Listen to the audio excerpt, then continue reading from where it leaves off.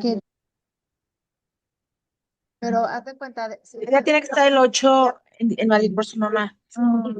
7, hacía 17 horas para...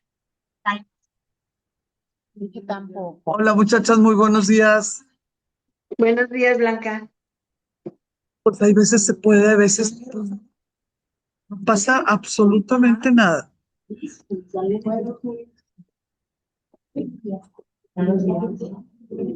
Qué bueno, qué bueno, qué bueno. Aquí ya estamos.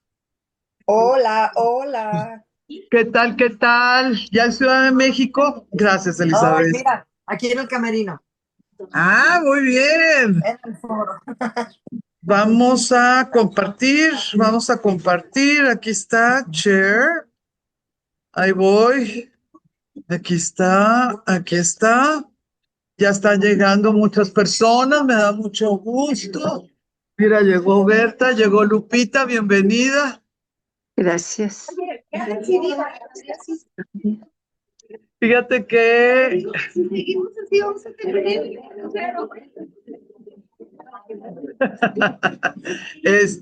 las otras personas que no traen tiempo o que ya hicieron el crucero, ya se dieron cuenta, yo no quise molestarlas, pero ya se dieron cuenta que está pegada a Alejandría, que nosotros nos iríamos a Alejandría y ellas al aeropuerto y dicen, ay, no, qué envidia.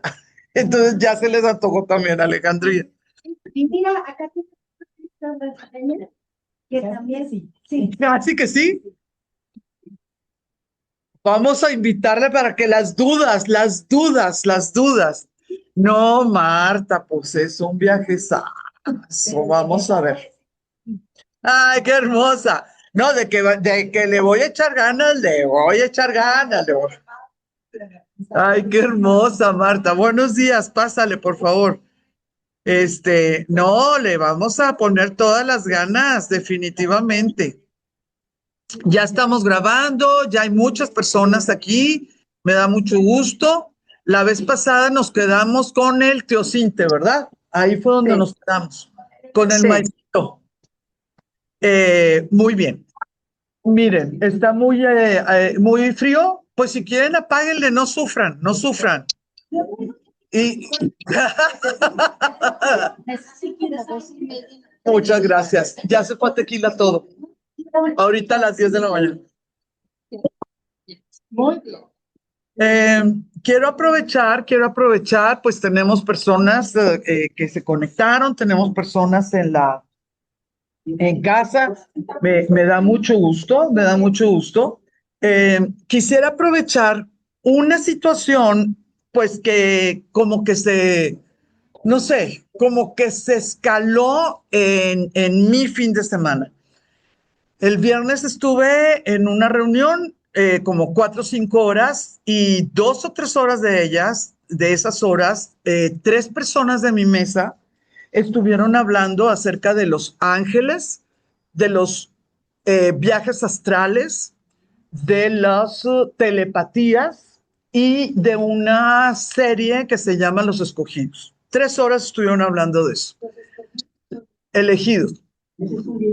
Ellas dijeron los escogidos, pero la serie se llama The Chosen, los elegidos. Bueno, eso sucedió el viernes. Yo, por supuesto, no participé en la reunión, en la plática, pero éramos una sola mesa. Entonces, sí pude oírla. ¡Ay, Nitza! ¡Qué gusto me da! ¡Qué bueno, qué bueno! Eh, entonces sí pude oír los argumentos de veracidad. Cada quien va a tener una fe, una creencia, cada quien es totalmente personal. Lo que no es tan personal son los argumentos. Entonces estoy aprovechando que todos ustedes, pues al estar en clases de historia, pues se consideran estudiantes de historia y quisiera platicarles, antes de empezar con los olmecas, una pequeñita disertación acerca de lo que es la historiografía. Sí, historiografía. La historiografía es una corriente nueva, apenas tendrá unos 150, 180 años. La historiografía es la ciencia que estudia el por qué, el cómo, el cuándo, el quién de las fuentes escritas. ¿Quién me dijo qué? ¿En qué siglo? Y lo más importante en el estudio de la historiografía es quién ganaba y quién perdía con la versión de los hechos. Yo creo que todos nosotros hemos oído que la historia la cuentan los, ¿verdad? Los vencedores. Lo hemos oído. Eso es el arranque, ese es el inicio de los estudios de historiografía. Si tú ya estás con una conciencia de que la historia la cuentan los vencedores, entonces como historiador tienes la obligación de darle voz a los vencidos, ¿verdad? Que nos digan lo que ellos sintieron, pensaron, lo que ellos dicen que sucedió. No porque le vas a creer a uno, no le vas a creer al otro, no. Las fuentes historiográficas lo que le dan la oportunidad a los historiadores es de poder hacer más secuencial los hechos que te están platicando, ya sean vencedores o vencidos. Todo el viernes que estuve escuchando acerca de viajes astrales, telepatía, seres de luz, ángeles que te abrazan con sus alas y que tienen nombre y que te susurran al oído y etcétera, etcétera. Lo que más me llamó la atención fue el que una de las personas haya visto 3 veces la serie, la The Chosen, y gracias a eso ella ama a Mateo y ama al otro que no me acuerdo cómo se llama. 3 veces la ha visto y no se pudo acordar de uno de los nombres de los que, ¿mande? De los apóstoles. No pudo. O sea, 3 veces la había visto, amaba a 2 y uno de ellos no se pudo acordar. Entonces ya sabrán esta situación de como disque aprender historia. Pero lo que más me llamó la atención y es lo que yo quisiera platicar con ustedes con respecto a el tema prehispánico que estamos nosotros tratando, es lo siguiente. Si le buscas tantito, si te enamoras de una serie, si te enamoras de un libro, si te enamoras de una tesis histórica, si te enamoras de una teoría de historia, ¿sí? Sí es importante, pues nosotros ya son 150, 180 años después de cuando ya descubrieron que se tiene que estudiar las fuentes, ¿verdad? Sí le tienes que rascar un poquito, un poquito. Y nada más por el ejemplo, es solamente el ejemplo. Si hubiera sido otro tema, también lo estaría utilizando de ejemplo. No tiene nada que ver que sean la vida de los apóstoles, nada. No tiene absolutamente nada que ver. Nada más que, bueno, fue lo que me pasó el viernes. Lo chistoso es que el sábado también tuvimos cena en la casa y una de las personas que estaba ahí me dijo que cómo era posible que no se tratara más seguido las raíces vikingas en nuestra sangre prehispánica. Y por supuesto, pues le puso una cara de póker, ¿verdad? Porque, pues, ¿de qué estaba hablando? Entonces su prueba era que los Kikapús de Coahuila tienen los ojos azules. Y esos ojos azules los sacaron de los vikingos que llegaron a Labrador, a Canadá, ¿verdad? 800 años después de que, antes que se movieron los Kikapús. Entonces, cuando le dije, bueno, número uno, decir que los Kikapús tienen los ojos azules, pues es muy aventurado. Decir que un Kikapú de uno de los pueblos tiene los ojos azules, pues es mucho más probable que sea porque los franceses estuvieron haciendo de las suyas en Nuevo León y en Coahuila hace 100 años.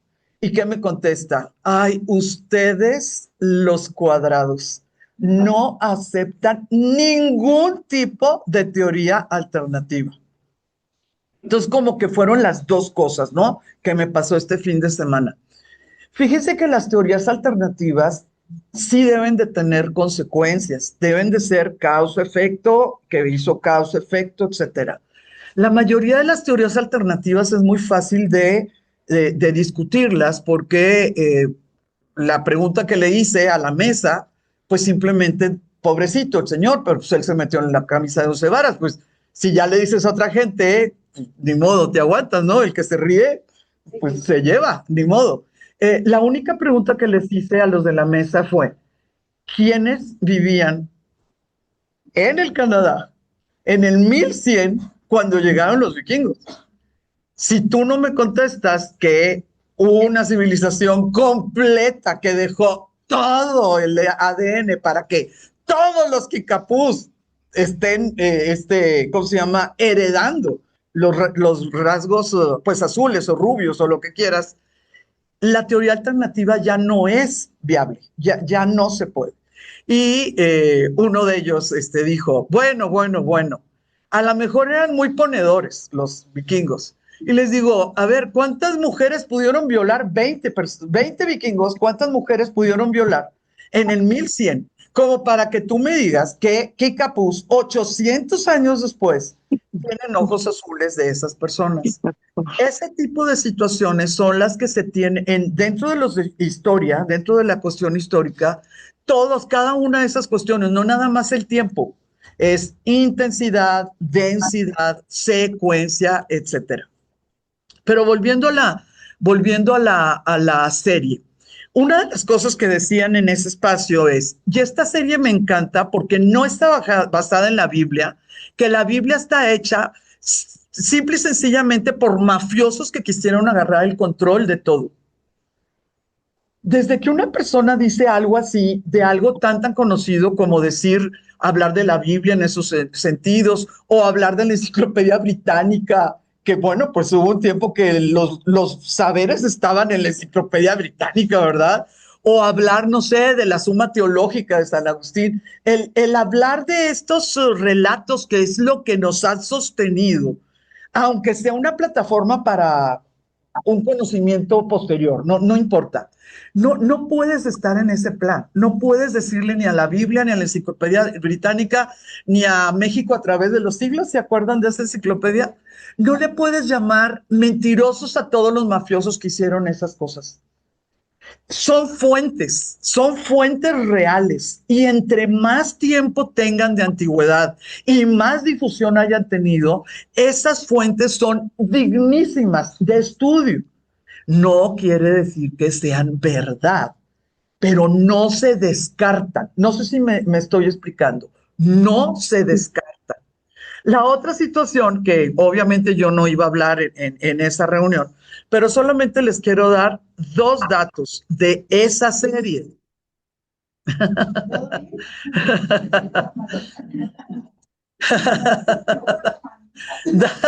Dato número 1. Dato número 1. Esa serie está hecha desde fuente, producción, reproducción, dirección, etcétera, por un grupo evangelista. Adivinen cuáles fueron sus declaraciones desde que lo pusieron. Que estaba basado en la Biblia, en los evangelios, pues es un grupo evangelista, y que el 90% de la serie era ficción. Lo dijeron los productores, ¿sí? El 90% de la serie era ficción, principalmente el personaje de María Magdalena.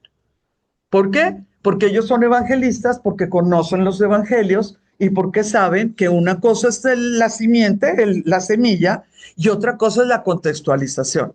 Eso lo dijeron los que lo produjeron, ¿sí? Que estaba basada en los evangelios. Y esta persona estaba encantada porque no estaba basada en la mafia y quién sabe qué cosas tan terribles dijo esta persona. Pero la otra situación es la siguiente. La prueba irrefutable de esta persona que estaba diciendo que había visto 3 veces, aunque no se acordaba de los nombres de las personas, de los personajes. La prueba absoluta de esta mujer era que ya iban en 5 temporadas, que todo lo que podían decirles en esas 5 temporadas, la iglesia había escondido esas cosas. Pues si te dicen que el 90% es ficción, pues quiere decir que le pueden poner y poner y poner y poner y poner y poner. Lo que ella yo creo que no sabía es que específicamente esta de Chosen, es todo un fenómeno que hasta se estudia en las universidades. Esto no se fundió por una productora, por un estudio.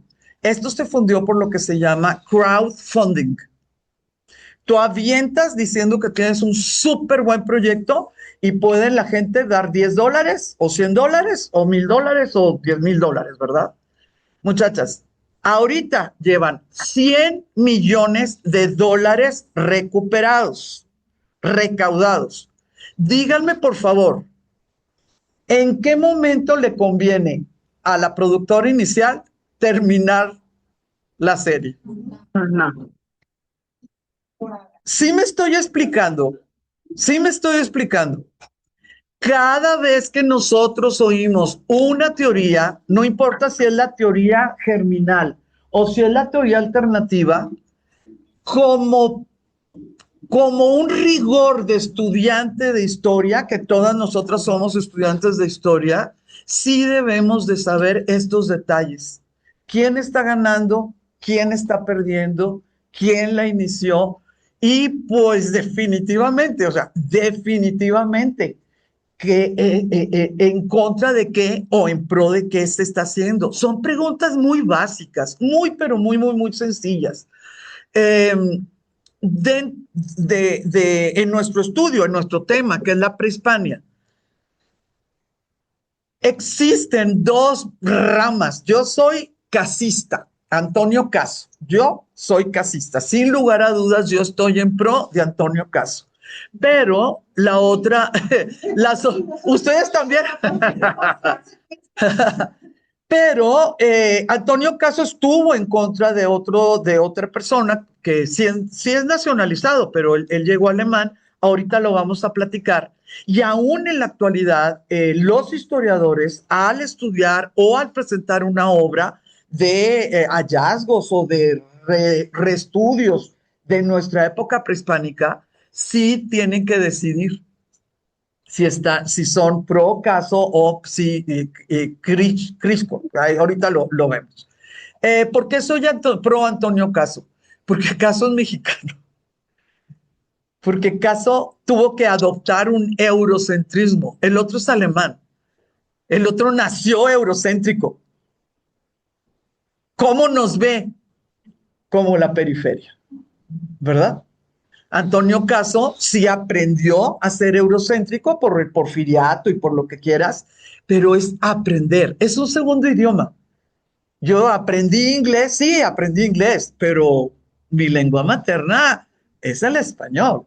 Y aunque hables maravillosamente inglés, tal vez tus imágenes y tus estructuras, pues primero van a ser la plataforma, ¿verdad? Un español, latino, mexicano, etcétera. Entonces, por favor, esto que pasó el fin de semana, en mi vida, que soy maestra de historia, es constante, es constante. De repente llegan y con las pruebas absolutas que a Teotihuacán llegaron los extraterrestres y que ya hay huesos de gigantes de 7 metros y me enseñan las fotos y todo. O sea, me falta, Maussan se llama, ¿no? Sí. Ah, Maussan Televisión, ahí me falta. Me falta ver más box. Pero sí quisiera, por favor, que me dieran bueno, están aquí, ya sé que me tienen confianza, pero que me dieran la oportunidad de no tener que explicarme cada vez que estoy platicándoles algo. Para yo platicarles algo aquí, yo ya agoté mi historiografía. ¿Sí me explico? Yo ya chequé lo que dijo Caso, lo que dijo el alemán, el francés, lo que están diciendo en la Sorbona actualmente. Ya para cuando les platico aquí, no es porque agarré un libro y pues bueno, así como que me fui, ¿no? Yo ya agoté mi historiografía. Entonces sí quería platicarles esta situación porque cuando le rascas un poquito a cada fuente, en el caso de Netflix, pues es una fuente, pues visual, ¿verdad? En mi caso son exclusivamente estudios y libros. Cada vez que le rascas a algo, te topas con situaciones que te dan mucha tranquilidad de aceptar esta teoría o te causa un pequeño comezoncita y pues como maestro de historia tienes que entender que tienes que irte a otra fuente, ¿no? A comparar, ir comparando y como rellenar. Entonces, bueno, dicho esto, les recuerdo que todo lo que sabemos de los olmecas es de manera indirecta. ¿Sí? Todo lo que yo les diga de los olmecas es de manera indirecta. Entonces, ustedes me pueden decir que no es cierto y tendrían razón. Nada más que yo sí podría decirles, bueno, Perenganito de los Palotes nos lo dijo Esto nos lo dijo en los 50 o Sutanito nos lo dijo en los 70 o cosas por el estilo, ¿sí? Pero es todo lo de los olmecas es indirecto, ¿ok? Entonces, vamos a darle, vamos a darle.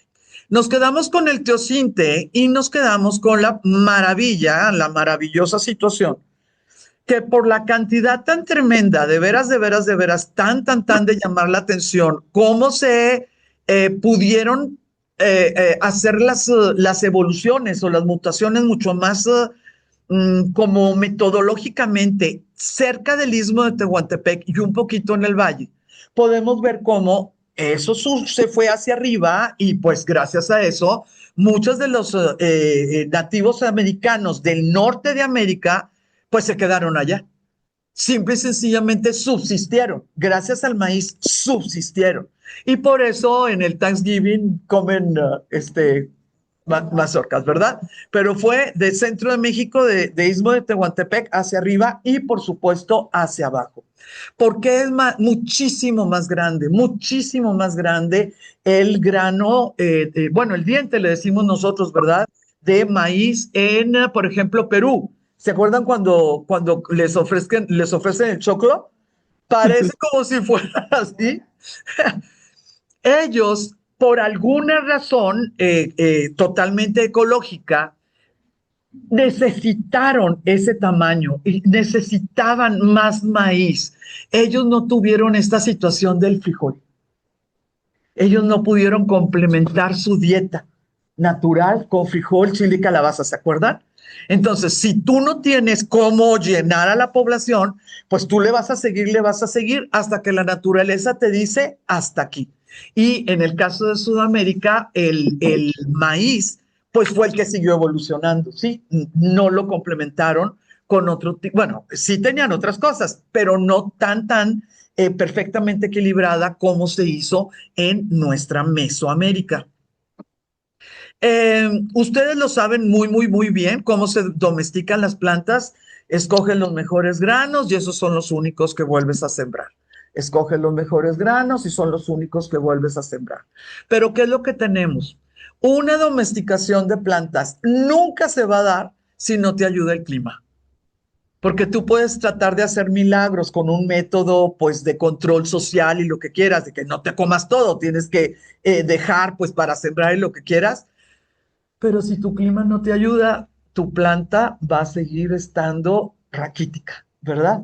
Por eso es la zona específica del istmo y del centro de México, donde la climatología le dio la suficiente humedad, la suficiente estabilidad de temporadas de lluvia para que cada vez que tú hacías lo correcto como un ser humano aquí, la naturaleza hacía lo suyo y a través de 4,000 años, pasaron del teocinte a nuestro maíz. A veces blanco, a veces negro, a veces azul. Ustedes ya saben las preciosuras de nuestros colores. 4,000 años se tardaron. Mientras no hubo mazorcas de tamaño ideal, que es más o menos como el de ahora, extrañamente las de ahora son mucho más delgadas que las que tenían hace 500 años, porque la tierra se ha empobrecido. Entonces, en vez de ir para como ellos, ¿verdad? Hacia adelante, nosotros vamos hasta... Sí, sí. Y no la dejamos, la estamos contaminando muchísimo. Bueno, siglo XX, ¿verdad? La estamos contaminando muchísimo y pues las cosas definitivamente, pues le hacen caso a la naturaleza.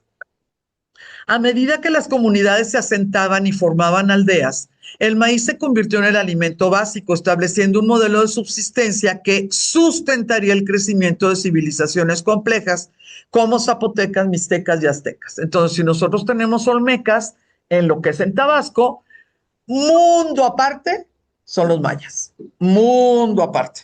Por eso se llama el mundo maya. Y de el istmo hacia acá, pues vamos a tener las preciosuras de zapotecas, mixtecas, teotihuacanos, toltecas y, claro, aztecas. El maíz como evidencia, no nada más como una planta que, ay, qué bueno que ya tenemos maicito aquí, sino como una situación que realmente se cree que se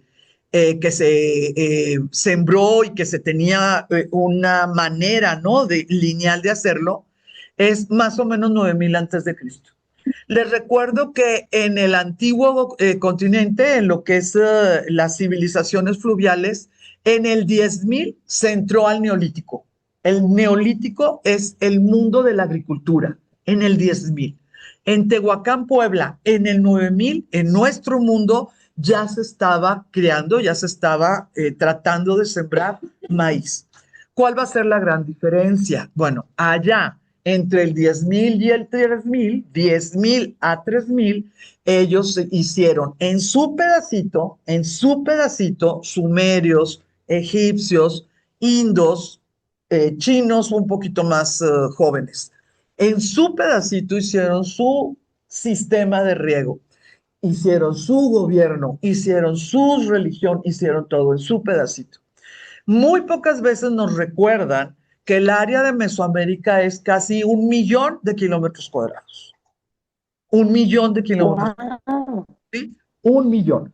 Por lo tanto, si nosotros estamos hablando que en Tehuacán a los 9000 ya había maíz, no podemos ni siquiera imaginar que las personas que estaban teniendo ya maíz del 9000 al 4000 o al 3000 hayan podido domesticar 1.000.000 de kilómetros cuadrados. ¿Sí me explico?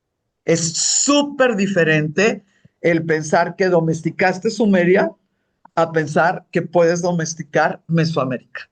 Es muchos climas, y como eran muchos climas, muchos grupos que no estaban juntitos, idiomas, entonces no era tan fácil el enseñar, ¿no? El trueque, el intercambio de ideas. Entonces, cuando nosotros vemos los mundos de allá y los mundos de acá, hay que acordarnos la inmensidad de nuestras superficies, ¿sí? La diversidad de nuestros espacios. No es tan fácil, no es, sí, es que ya está haciendo calor. Sí, ahí está, ya le vamos a aprender.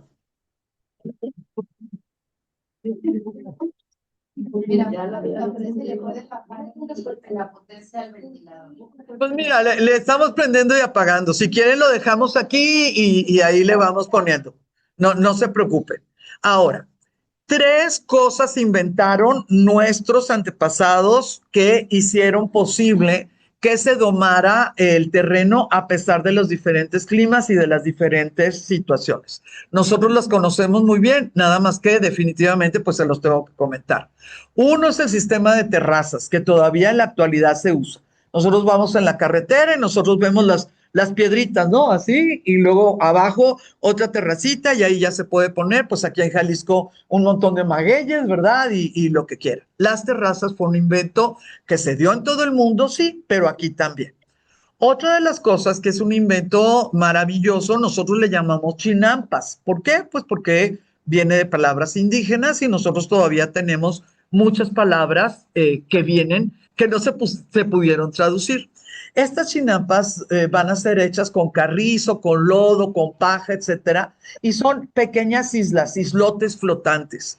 Lo padrísimo de eso es que si tú nada más tenías no sé, 18 metros cuadrados de propiedad, tú te podías hacer tu chinampa y tú aumentabas para poder alimentar a tu familia 4 metros cuadrados que la tirabas al río. Digo, perdón, al lago, ¿no? Porque estamos hablando de espacios. Entonces tú tenías acá tus 18 metros con una casita de adobe y tenías que trabajar para toda la población, la comunidad, pero tú hacías tu chinampita y podías hacer tu milpa. ¿Cuál es la ¿Soy yo? No. Alguien le está sonando un celular. ¿Quién sabe quién será? Ahí está. Muy bien. La milpa es esta preciosura donde en un solo espacio se hace un multicultivo. La milpa no es nada más donde tú, no sé, siembras maíz. No, es maíz, frijol, calabaza. ¿Sí se acuerdan, verdad? El chilito, el chilito, ¿verdad? Y pues muchas veces las flores, porque en nuestra prehispania la flor era algo importantísimo, era una muestra de la vida, del color que se necesitaban, eran muchas cosas. Entonces, en una chinampa se podía tener una milpa, pero además adivinen qué, pues ahí tenías a tus guajolotes, ahí en la chinampita. No, tenías a tu guajolote y tu guajolota, ¿sí? Y te daban guajolotitos. Entonces, lo interesante de este tipo de situaciones es que muchas de las cosas que normalmente en la Europa o en el Oriente hacía que cada vez fueran más sucias las ciudades, en nuestros medios prehispánicos, por lo visto, la limpieza fue desde un inicio muy importante. Y tal vez por esa razón, con limpieza viene la higiene, ¿verdad? Y tal vez por esa razón la mortalidad infantil no es un tema, no es algo que se haya visto y visto y visto en las crónicas o en lo que quieran. Tal vez esa higiene hacía pues que los niños pudieran, vivir más tiempo, ¿no? Déjenme cerrar aquí. Mute all, yes. Ahí estamos, muy bien. Entonces tenemos terrazas, chinampas y milpas.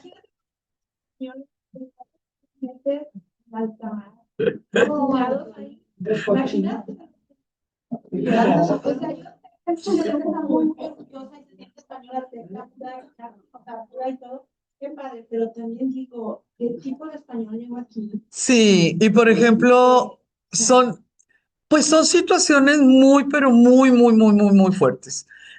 Nosotros cuando estuvimos en Nueva York, tuvimos de amigo a alguien que por lo visto, o al menos lo simulaba muy bien, pues era de las superclases, ¿no? Persas, de los que tuvieron que salir en el exilio cuando, pues todo, ¿no? El Shah y todas estas cosas. No van a creer que teníamos que abrir las ventanas, aunque estuviéramos a 2, 3 grados de temperatura, y eran ventanas de allá, de las temperaturas así, llenaba de su olor personal y del olor de su ropa. Digo, vivíamos en un huevito, pero normalmente nosotros no llenamos de aroma personal, ¿no? Todo es como muy, muy diferente. La posibilidad de la limpieza o no limpieza, pues también son muchas cosas. Por ejemplo, nuestros prehispánicos son lampiños. Entonces, todas las mujeres que le dieron a los españoles era asco, asco de zoofilia, asco de pensar que estaban con un animal, por pelo facial, por pelo corporal. Cuando tú estás acostumbrado, a mí me dijo una amiga me dijo, mi esposo es tan, tan, tan, tan increíblemente piloso, se llama, ¿no? Peludo, que si algún día luego un montón de mis amigas matan a sus esposos y se vuelven a casar, yo no sé por qué, ¿verdad? Pero bueno, dice, si algún día yo me caso con alguien que no sea así de peludo, ay, Blanca, voy a sentir que estoy con una mujer. Es cierto, es súper lógico, ¿no? Lo que me estaba diciendo. Digo, yo nunca lo había pensado, pero cuando ya me lo platicó dije, pues claro, es lo que conoces en contra de lo otro. Entonces, todo lo que pudo haber sucedido con el encuentro de esas alturas, esos olores, sí dice, por ejemplo, ¿no? Que pues quedaban más maltratadas las indígenas por las armaduras cuando las violaban que por la misma violación, ¿no? O sea, entonces son situaciones que afortunadamente no son parte de nuestro diario ni de nuestro día, ¿verdad? Pero pues lo mismo te puedes, si tú vas y platicas, ¿sí se acuerdan de los diálogos, los monólogos de la vagina? ¿Sí se acuerdan? Pues cuántas de esos monólogos hablaban y podían haber sido una prehispánica, una chica prehispánica contando un encuentro, ¿no? Con un hispano. Muchas de ellas pues eran bosnias, serbias, hubo varias, ¿cómo se dice? Ediciones de los monólogos de la vagina. Era un cambio demasiado, demasiado grande. Al correr de los milenios, desarrollaron los conocimientos astronómicos necesarios para incluir en su sistema de medición del tiempo un calendario solar. Entonces, sí quisiera, por favor, que entendiéramos, o bueno, que recordáramos, porque ustedes ya lo saben, esta situación. Muy probablemente dentro del mundo sedentario, el mundo nómada, no hay mucha necesidad de saber en qué día vives. Porque cada vez que te estás cambiando de lugar, anochece más temprano, atardece más tarde, porque pues vas en diferentes momentos, diferentes estaciones, latitudes, etcétera. No hay tanta necesidad. Seguramente, pues lo primero que vieron fue la luna, pero no sabemos qué tanto aprendieron a medir el tiempo, ¿no? Con la luna. Pero cuando ya las sociedades fueron sedentarias, los antropólogos creen que la primera manera de medir el tiempo fue con las subidas del río. Las subidas del río.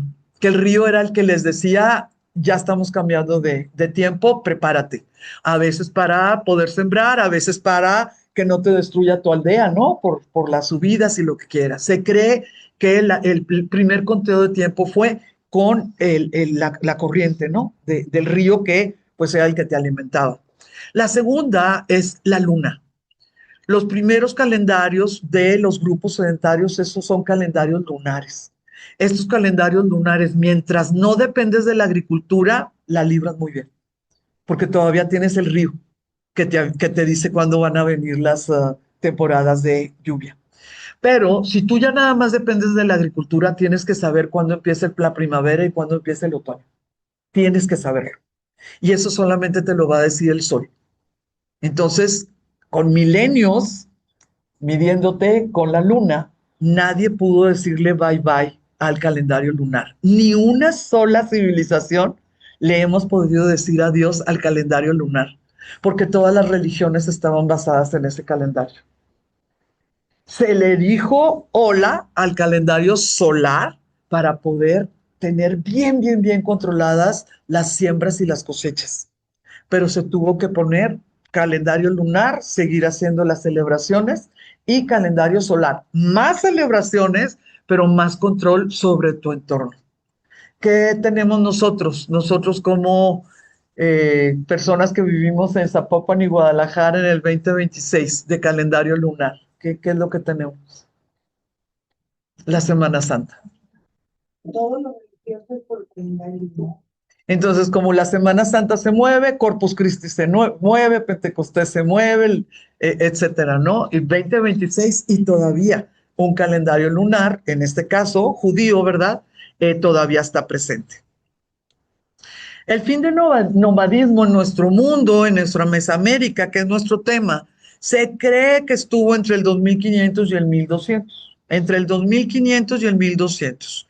Y sin lugar a dudas, en nuestro caso, tuvo que ver con la domesticación del maíz y la creación de esto que les comenté de terrazas, chinampas, en menos proporción, pero bueno, ya estaban puestas y definitivamente el sistema de milpas. Aquí en Mesoamérica todavía no estamos hablando de sistemas avanzados de irrigación, porque si lo que tenemos es en el istmo de Tehuantepec es agua, ¿verdad? No, el problema es que no te inundes y desafortunadamente vamos a poder notar que no lo controlaron. Porque cuando desaparecieron las ciudades olmecas va a ser porque los ríos les cambiaron de cauce y pues ya no pudieron volver a lo suyo. Entonces esa es la prueba más grande, que no tenían sistemas de irrigación, de canales, ¿verdad? Controlados. A lo mejor había canalitos, pero no controlados. Entonces, muchachas, ¿dónde vamos a tenerlos? Vamos a tener en el Valle de Tehuacán, vamos a tener en Oaxaca, por supuesto vamos a tener un poquito en Guatemala, un poquito en Tabasco, etcétera. Junto con el cultivo va a llegar la cerámica. Entonces, con el sedentarismo, además de agricultura y de muchos cambios en la sociedad, pues claro que vamos a tener otras cosas. Cestería, como todo el mundo, para poder cargar pues la comida, ¿verdad? Y como ya puedes guardarla, no tienes que cargarla, la cesta, puedes guardar un pozo, un pocillo, una olla, lo que quieras, pues claro que se pudo inventar la cerámica. Esto lo tenemos que relacionar con dos cosas. Qué tan buenos salieron los del grupo en cuestión y qué tan bueno es el clima donde están viviendo los del grupo en cuestión. Si nosotros tenemos personas que por cuestiones genéticas, por cuestiones probabilísticas, acuérdense que todo grupo tiene derecho a un genio, cuando menos cada 5 generaciones. Nadie sabe de dónde surge, pero un genio cada... Ay, Dios mío. Ahí voy, ahí voy. Bueno, sí, sí, me hace el favor de dejarlo. Muchas gracias.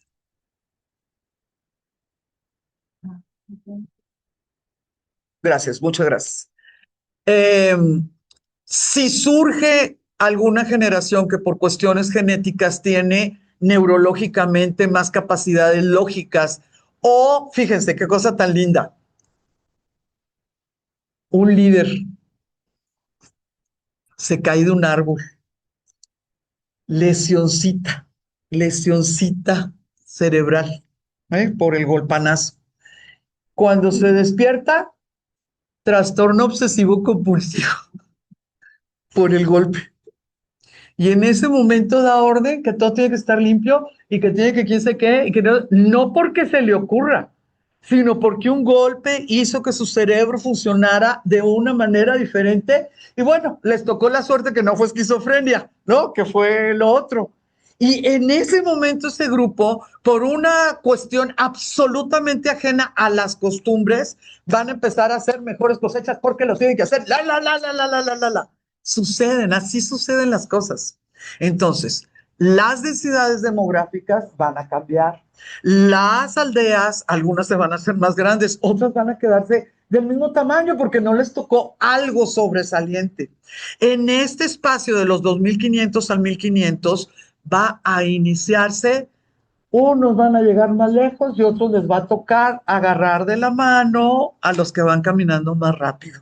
Y por eso nosotros vamos a tener en la actualidad 68 grupos étnicos, 364 subgrupos étnicos. ¿Y de quién platicamos? De los mayas, de los olmecas, de los toltecas y de los aztecas. Bueno, zapotecas y mixtecas, por supuesto, ¿no? Pero todos esos grupos coexistieron. Yo les voy a platicar solamente de los más importantes. Y este es el mapita que les comentaba la vez pasada. Vamos a tener demografías muy, pero muy diferentes por estos caminos. Este tipo de caminos vamos a tener alturas muy diferentes. Alturas en aquellos tiempos pudieran medir unos 70, mientras las personas que caminaron por este espacio pudieran medir 1,45 o 1,50, ¿sí? Y con las alturas, pues por supuesto que es todo diferente. ¿Por qué se cree que esta gente pudieron de alguna manera mantener las alturas y los vigores o la robustez? Por el consumo de diferentes proteínas. Se considera que empezaron los niños a crecer más grandecitos y pues se casaban con muchachas más grandecitas y los niños estaban más grandecitos. ¿Y a qué le vamos a llamar proteínas? A cárnicas, ¿verdad? Carne. La situación en vez de solamente leguminosas y algunas aves, etcétera, que ellos siguieron con esta situación del consumo de la carne. Y pues ni modo, mande cazando, pero además necesitando, porque muchas veces todos llegaron aquí cazando la megafauna, pero cuando se le acabó la megafauna, pues muchísimos, el 90% decidió que necesitaba lo que le daba la tierra. Va a haber otros grupos que van a decir, y como mi marido y yo, quiero carnita asada, y que no te puedes dormir porque quieres un taquito de carnita asada. Entonces vamos a tener pues diferentes motivaciones. Va a haber gente que simple y sencillamente va a seguir cazando y dejar las aldeas con mujeres y niños y traer la carne, ¿sí? Sí son sedentarios, pero eso de la cacería es parte de su idea de bravura o idea de diferencia con los demás. Y en otros espacios, llámese Mesoamérica, pues simple y sencillamente ya para pasar de Tabasco a Veracruz, pues ya de regreso, ¿cómo regresas? Pues ya te asaltaron, ya te, ya te esclavizaron, ya lo que quieras, ya no se podía, ¿sí? Son mundos como muy aparte, muy, pero muy, muy diferentes. Sí tienes razón, pero si nos ponemos a sacar cuentas, la fauna que le podía haber regalado a las personas que vivían en el istmo de Tehuantepec, si la comparas con la fauna de Aridoamérica, que es muchísimo mayor lo que te ofrecía, ¿no? Tapires, jaguares, changos, por ejemplo, la cantidad de aves, ¿no? O sea, es muchísimo mayor. Pero si todas las haces sagradas, si todas son espíritus, tú tienes que comer otro tipo de cosas porque para ti la cacería implica, no sé, un atraso o una eslabón anterior a tu evolución, etcétera, ¿no? Son como mucho pez, lagartos, ya saben, o sea, no, lo que sobra pues es carne, ¿no? O sea, comida, ¿no? Comida en ese sentido. Ellos decidieron. Y también la otra situación muy especial, ¿eh? Hay algo muy especial.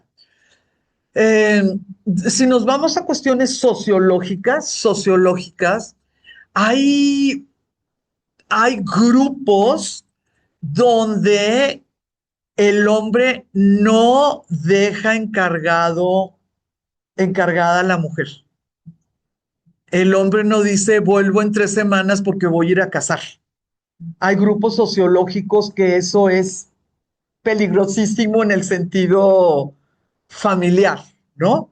Entonces, si tu grupo sociológico está de acuerdo que el hombre cuida a su esposa y a sus hijos, en ese momento lo que hay cerquita o compras carne, ¿verdad? De los grupos que van y vienen y que los ves a un lado. Sí, los taquitos de asada, pues hay nomás cuando llegue el cazador. Son decisiones que grupos sociológicos a través de los milenios tienen que tomar. Por ejemplo, hay un estudio muy, muy, bueno, a mí se me hace muy lindo, es muy triste, claro, pero a mí se me hace muy lindo en el Massachusetts, Nueva York, tal vez Virginia, así, ¿verdad? Así en esos chiquitos, descubrieron que un solo hombre, perdón, que un solo nombre con su tarjeta tenía la green card o el permiso para entrar a la construcción, lo que quieras, pero que había veces que eran hasta 3 los que iban, se repartían los 6 días de la semana y uno trabajaba 2 días y el otro 2 días y el otro 2 días, pero presentaban la misma credencial. Dentro de un punto de vista imperialista, claro, pues están acostumbrados a trabajar 2 días, ¿no? O sea, el prejuicio de que esa persona no es adecuada para Estados Unidos. Los sociólogos descubrieron algo maravilloso. Estas personas probaron que ya tenían familia. A veces eran hermanos y hermanas, ¿verdad? A veces eran esposa e hijos. A veces era la recién casada, pero bueno, pues también es esposa, ¿verdad? Entre ellos hacían ese camino, esa división, porque alguien tenía que cuidar a todos. No, no se podían ir los 3 y dejar a las familias ahí. Alguien tenía que cuidarlos. Alguien tenía que conseguir lo que no se podía comprar con dinero. A veces robar, a veces pepenar, a veces lo que quieras, ¿verdad? Ay, me da muchísima vergüenza, tengo que contestar. Ya colgó, ya. Yo creo que ya leyó el recado. Y alguien tenía que traer dinero, ¿sí? Entonces, entre los 3, los 6 días de la semana, uno cuidaba, el otro pepenaba y el otro trabajaba. Cubiertos. ¿Por qué uno no hacía todo? Porque entonces, ¿cómo iban a chismearle a los que cuidan? ¿no?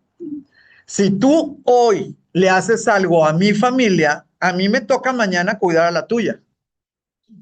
Y verás si no. Sí me explicó. Son sistemas muy complejos cuando entiendes los valores de esas familias. No pueden estar solas, tiene que haber un hombre, no alcanza el dinero, tiene que ser, ok, nos ponemos de tres en tres. ¿Cuál era el ideal? Cuando eran hermanos, los hombres. Era el ideal. Primos no, solamente hermanos. Sí, de primo y prima se hacen primores, ¿verdad, Mónica? Entonces, esta idea de por qué no iban a casar no es absolutamente, no está absolutamente relacionado con que si hay animales o si me gusta la carne. La sociología es bastante más compleja. ¿Por qué no comen vacas en la India si tienen hambre? Porque las vacas son sagradas. Punto final. ¿Sí? Entonces, ese tipo de cosas, pues es importante como irlas hilando, ¿no? Así como si fuera una trenza. Estas culturas establecieron las bases religiosas, agrícolas y sociales que posteriormente influirían en toda Mesoamérica. Existen, les voy a dar nada más tres ejemplos de un preclásico. Por ejemplo, San José Mogote en Oaxaca. Está considerado uno de los asentamientos más importantes de la época. Muestra indicios de escritura, monumentos de piedra y una organización social compleja. ¿De dónde surgió Monte Albán? Bueno, de uno anterior. Ese anterior tal vez era San José Mogote. Esto es preclásico, casi 2000 años antes. ¿Quiere decir que todo esto estaba en el 2000 antes de Cristo? No. Quiere decir que ellos ya eran sedentarios y lograron tener esto más o menos en el 1500 o 1000 antes de nuestra era. Esto está exactamente a 20 kilómetros de Monte Albán. Cosas importantísimas, sus pobladores ya hacían cálculos astronómicos. ¿Cómo se sabe? Por la posición de sus edificios. Los edificios, algunos ya son para el norte y el sur, otros son para el este y el oeste, otros son para poder ver a Venus. No solamente Sol, no solamente Luna, sino también pues el lucero de la mañana y de la noche, ¿verdad? Que es Venus. Ahora, esta cultura mocaya, esta cultura me gustaría, por favor, que la tuvieran por ahí, porque para los arqueólogos, esta cultura, que solamente se le llama mocaya, es un enlace muy interesante entre lo que estaba sucediendo en Tabasco y las poblaciones que estuvieron en Guatemala. Porque dices, ay, qué bárbaros, es que la ruta comercial pues llegaba hasta Guatemala. No, a ver, nos vamos de como las damas chinas de una canica por canica. Pero si nosotros no entendemos que esta cultura se remonta al 1500 antes de Cristo, pues a lo mejor se nos hace pues más difícil las cosas. Eso que están viendo ustedes es la cancha de juego de pelota más antigua de Mesoamérica. Y está ahí, se llama Amada, Paso de la Amada, está en Chiapas y pertenece a la cultura maya, ¿sí? El juego de pelota, vean cómo ya tiene la posibilidad, o sea, la situación, se fijan que aquí está las posibilidades donde estaban guardados, digo, esperando, ¿verdad? Las personas, y aquí están postes y postes, no se sabe qué más había, pero ya estamos hablando que en el preclásico, ya había juego de pelota. Hay otro que se llama, en el estado de Morelos, que se llama Chalcatzingo. Fíjense que este Chalcatzingo ha podido probar el nivel de rutas comerciales que había más o menos en el 2000 antes de Cristo, o sea, hace 4000 años. Pero otra de las cosas maravillosas para mí, y por eso les puse esta fotografía. Esta es reconstrucción, por supuesto, ¿verdad? Esta pirámide de reconstrucción. Pero por favor noten que está imitando a la montaña, ¿sí? Es que porque todo mundo hacemos pirámides. Bueno, algunos hacen pirámides para recordar de la montaña donde salieron. Otros hacen pirámides para honrar a la montaña donde llegaron. Y otros hacen pirámides para poder aceptar los rayos de sol de manera honrosa. ¿Cómo vamos a andar nosotras cuando veamos las pirámides de Egipto? Hay diferentes maneras. Las dos primeras relacionadas con la montaña de donde provengo, la mítica, y la otra, la montaña donde ya llegué, ¿sí? Que es la montaña sagrada. Vean, por favor, esta fotografía. Yo creo que muchas de ustedes han podido estar en Huachimontones. Espero que hayan tenido guía que los llevan a la milpa y les dice, por favor, chequen el esquema, ¿verdad? De las pirámides y volteen para arriba. Es idéntico la línea donde haces en la milpa, ¿verdad? Viendo las pirámides así y arriba lo que es el highline, ¿no? De lo que son las montañas. Vamos a tener otras ya en lo que es Guatemala, Chiapas, pues en aquel tiempo no había, ¿verdad? Donde lo que estamos notando, lo que vemos es que ya había patrones funerarios. O sea, esta situación de las tumbas que hay de muchísimos tipos, ¿verdad? Ya se volvía hace 4,000 años algo importante, pero algo importante para gente importante. O sea, hace 4,000 años ya había una diferenciación entre cómo se llama? Los ritos funerarios para ciertos personajes y para otros, pues no se llevaban a eso.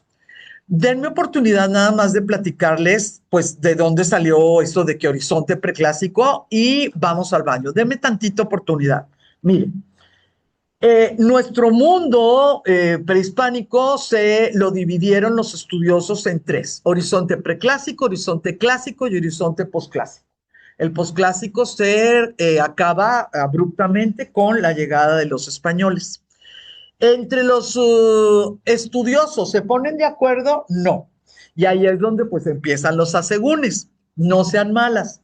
Yo tengo que darles les tengo que dar una versión. No puedo decirles, Perengano cree esto, Perengano lo otro. Entonces, pues voy a agarrarla de en medio, ¿verdad? Pero no quiere decir que sea única, ni que les estoy dando la más importante. Pues más o menos ni la que es más temprano ni la que es más lejos. El preclásico lo ponen entre el 2500 y el 1500. ¿Cómo lo vamos a saber? Bueno, pues no lo sabemos. Y esto es lo único que les quiero platicar antes de dar lo que es el break. Miren, Paul Kirchhoff, este señor Paul Kirchhoff, falleció en 1972. Todavía en el 71 daba conferencias. Todavía en el 71 los estudiantes en Ciudad de México no saben, o sea, mataban por poder estar en una conferencia porque implicaba en tu currículum. O sea, cuando tú ibas a pedir trabajo, tú podías decir, estuve en la conferencia tal, de tal año, tal parte con Kirchhoff, a ese nivel. Este señor nació en 1900, en la Westfalia. Pues es antes de la Primera Guerra Mundial. Todavía había Prusia y Alemania y ya sabe, todo, ¿no? Él en 1900 y falleció en 1972. Él, cuando llegó aquí, él se presentó como antropólogo. Y como antropólogo, pues fue fundador de la Escuela de Antropología. O sea, él es un personaje importantísimo. Sus raíces familiares son judías, entonces él no pudo regresar a su país. No fue que se quedara aquí porque nos adoraba, ¿sí? A él lo nacionalizaron. Él es mexicano, ¿sí? Él creo que en el 37, 39, algo así, a él lo nacionalizaron. Pero sí hay que darle todo el crédito. Cuando él llegó aquí, él ya había sido becario de la Fundación Rockefeller. Él ya hablaba inglés. Por supuesto que aquí habló español, por supuesto, ¿verdad? Él fue profesor en el Museo de Antropología de Berlín. Por sus aciertos, le dieron trabajo en el Museo de Antropología del Trocadero en París. Él llegó a México en el 37, en el 38 ya era cofundador de la Escuela Nacional de Antropología e Historia, que claro que sigue. En 1943 definió el área cultural mesoamericana en su obra Mesoamérica, publicada ese año.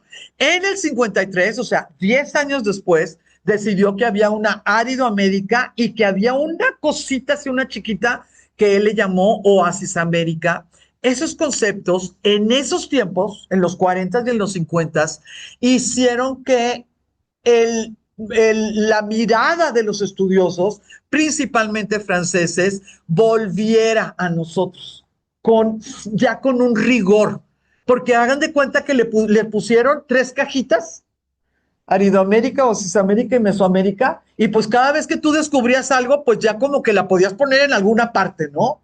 Pero lo más interesante, lo más bueno de esta temporada es que entre ellos, extranjeros y nacionales, dieron con esta posibilidad de un clásico, el posclásico, que ya era cuando empezaron pues las posibilidades de que llegaran los españoles, y el preclásico, no posible de estudiar. ¿Por qué? Porque no se sabe el idioma de los olmecas. Entonces, aunque tú tengas escritura, da lo mismo. Aunque ellos hayan estado escribiendo y haciendo lo que quieras, no lo puedes entender. Entonces, por eso se le llamó el preclásico. Este hombre en el 65, perdón, el año en que yo nací, 1962, este señor postuló una teoría que hasta en la actualidad muchas personas la aceptan. Y esta teoría dice que nosotros lo que sabemos, lo que hicieron olmecas, lo que hicieron, no sé, en Cuicuilco, los que hicieron los protomayas, es porque llegó alguien que se los enseñó. Y ese alguien fue específicamente de Asia. No aceptaba la idea de que, como en otras culturas madres, ¿verdad? Pues ellos tuvieron que hacerle la luchita y 4,000, 5,000 años después, pues esa luchita se cristalizó y pudieron inventar algo. Él decía que nosotros aprendimos de los chinos y que los chinos tampoco hicieron lo suyo, que los chinos lo que sabían lo sabían de los sumerios. En el tiempo que estuvieron ellos, estuvieron bien contentos y bien, pero súper de acuerdo. Nuestro querido señor Alfonso Caso le dijo no y no y no. Cultura madre sumeria, si tú no me dices que viene un extraterrestre y les enseñó a los sumerios, de la misma manera la cultura madre olmeca, así ellos pudieron desarrollar, no sabemos en cuánto tiempo, ¿verdad? Pero ellos pudieron desarrollar lo suyo. O los olmecas son nuestra cultura madre hasta que se descubra una anterior. Pero esa anterior va a ser nuestra cultura madre. No nos digas que vinieron chinos náufragos sin entendernos y sin idioma, y ellos nos enseñaron cómo se hace el calendario y el número y todo. Estas peleas eran famosas en los congresos. Y en los congresos, por supuesto, que se peleaban los organizadores para poder tener en diferentes días a los dos. Era una cosa, pero impresionante. Eso sucedió pues del 62 al 72, ¿no? Porque bueno, pues ya falleció. ¿Qué es lo que nos regala esto? Estas discusiones que también hay en Europa y lo que quieras, nos regalan cierta estructura. Y esta estructura es así. ¿Quién estaba en el preclásico en Mesoamérica? ¿Quién estaba en el preclásico en Aridoamérica? ¿Quién estaba en el clásico en Mesoamérica? Ya puedes como agarrar nada más un cajón y ponerle los resultados, los estudios, lo que quieras. Y para terminar, lo de Kirchhoff. Esto es lo que se acepta. Esto es lo que se acepta de migraciones humanas. Se acepta que por aquí anduvieron hace 25,000 años. Se acepta que ya habían llegado a lo que nosotros le llamamos Norteamérica hace 16,000 años. Y se acepta que se tardaron 2,000 años en poblar el continente americano. 2,000 años en poblar el continente americano. Muchas de las fisonomías de los grupos étnicos que nosotros vemos en este espacio no van a tener nada que ver con los grupos étnicos que vemos en el otro lado. Y necesito que recuerden esto, este doble caminito. Muchas de las personas que ya domesticaron su maicito, nada más veían pasar a los nómadas que todavía no domesticaban su comida.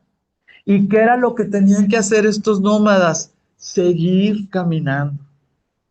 Muchos de los grupos que llegaron a la Patagonia son muy parecidos a los apaches. ¿Por qué? Porque es ese caminito donde ya la tierra estaba ocupada y tú tienes que seguir y tienes que seguir y pues hasta donde tengas cómo mantener a tu familia, ¿sí? Entonces, por favor, tenemos dos caminitos, sí, claro que tenemos dos caminitos, pero también la posibilidad impresionante, ¿verdad? Impresionante de que hayan llegado por otros lados. Y estas son las teorías más aceptadas en cuanto a llegada y por eso la variedad de caras, de costumbres, de maneras de hacer las cosas. Se acepta que hubo un brinco, que es el que les acabo de mostrar, que es este verde. Se acepta que hubo una migración increíblemente forzada y que va a estar todo relacionado con climas terriblemente fríos y que, bueno, pues se establecieron en lo más frío, ¿verdad?, del continente, porque sabían cómo sobrevivir. Y también sabemos, y está aceptado, que pudieron haber llegado por mar de las Polinesias. Tenemos ciertas cosas en el lago Titicaca que también las podemos encontrar allá. Muchachas, nadie está negando esto. Nadie lo puede negar. Lo que yo las invito, antes del break, ya estamos a 2 minutos del break. Lo que yo las invito cuando alguien platique de esto es poner en la balanza en cuál siglo. Sí. Sí. Lo único que les pido, no que yo tenga la respuesta ni que ustedes en la boda vayan a pelearse ahí en la mesa con el Señor, ¿verdad? No, no. Pero nada más poner en la balanza cuándo. Porque si nosotros estamos hablando que estas migraciones marítimas de la Polinesia estuvieron en Sudamérica, no sé, hace 1,000 años, no hay problema. ¿Quiénes somos nosotros para decir que no es cierto? Sí, nada más que en Mesoamérica ya había sedentarismo 3,500 años de lo que tú me estás diciendo que llegaron los polinesios. Si me dices que fue hace 1,000 años, ¿sí? No hay que mezclar la gimnasia con la magnesia, ¿ok? No vamos a negar que todas estas vías son posibles y que tenemos prueba de que hay intercambio cultural o genético. No lo vamos a negar. Pero mientras ustedes mientras la genética o la ciencia no me diga esta línea morada, ¿la ven? Esta línea morada, ¿verdad? Mientras no me digan que esa migración por mar fue hace 4,500 años, entonces no podemos inferir que ellos le vinieron a enseñar a los olmecas. ¿Sí me explico? ¿No negamos esto? No. No soy tan cuadrada como dijo mi invitado. No lo negamos. Lo único que pedimos es que nos diga la persona que nos está diciendo, ¿verdad? Más o menos en qué milenio cree que sucedió ese intercambio entre la Polinesia o entre Australia o lo que quieran. Esto que ven ustedes aquí es ciencia. Esto que vemos aquí es arqueología. Todos esos grupitos y esos nombrecitos, estamos hablando de los poblamientos más antiguos, probados arqueológicamente, probados arqueológicamente. Y ustedes pueden ver cómo tenemos desde el 16.000 hasta el 12.000, bueno, 11.380. ¿Sí? Por aquí andaban aprendiendo. Que se tardaron mucho. Bueno, no son carreras, ¿eh? No había prisa. Comida sí hubo, no se murieron, ¿sí? Entonces, por favor, estas cositas que yo les digo, todo mundo lo tiene, lo sabe si toma clases. Lo que nosotros como estudiantes de historia vamos a tratar es de ponerle el otro, la otra llavecita. ¿Cuándo? ¿Sí? ¿Cuándo? No pudo ser que los que llegaron se convirtieron en olmecas. O sea, los que venían de la Polinesia, lo moradito. Este morado. Ajá. Si llegaron, Primeros ok, si ellos llegaron hace 4.500 años al istmo de Tehuantepec, pudieron ser los olmecas. Sí, pudieron ser. Nada más que aquí tenemos un problemita. Porque los de la Polinesia no hicieron todo lo de los olmecas? Si los de la Polinesia les enseñaron. ¿Sí me explico la pregunta? ¿Sí? Sí. Si los chicos que llegaron con nosotros nos enseñaron el calendario, numeración, etcétera, y se crearon los olmecas, ¿dónde está el espejo en la Polinesia de esas, pues no sé, esculturas monumentales o lo que quieras? No sé si me explico, Mónica. Entonces, ahí es donde se aprieta, ¿no? Se aprieta. No que se pruebe científicamente, pero son apretoncitos que los arqueólogos, bueno, tienen que contestar. ¿Vamos bien? ¿Quién quiere ir al baño? Dígame, mande. Sí, de la línea de los tiempos. ¿quieres que la ponga en el grupo? Con mucho gusto.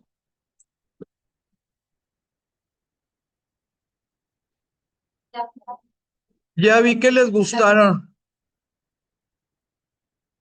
Ya vi que les gustaron les voy a dar todos, los voy a poner.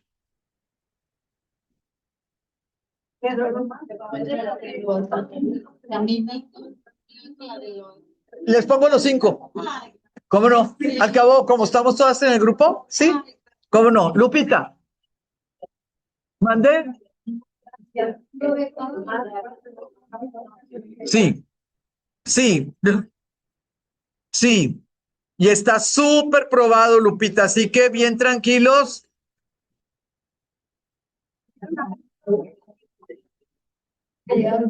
Adicionales, ¿no?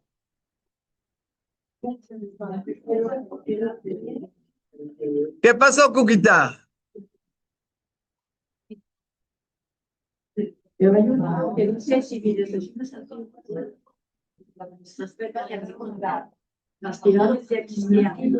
Sí, claro. Sí, claro. Sí. Sí, es que ellos llegaron en el 1300. Ya Teotihuacán ya había nacido y perdido. Tula ya había, Monte Albán. No, sí, bueno, no saben el nombre. No saben el nombre. Los aztecas le dijeron teotihuacanos, pero no saben el nombre. Sí. No, es una cosa bien interesante, pero pues sí, las incógnitas, ¿no? Tremendo, tremendo. Ay, pues que te rinde el día.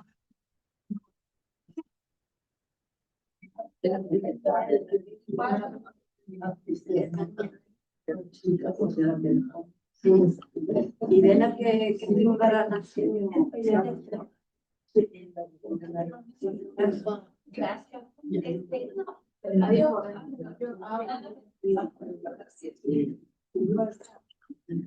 Ya les puse en el chat esto para las que les guste,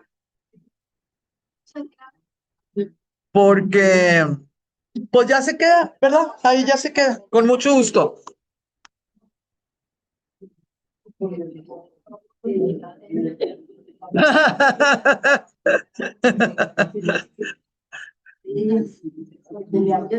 Ahorita ya van a regresar.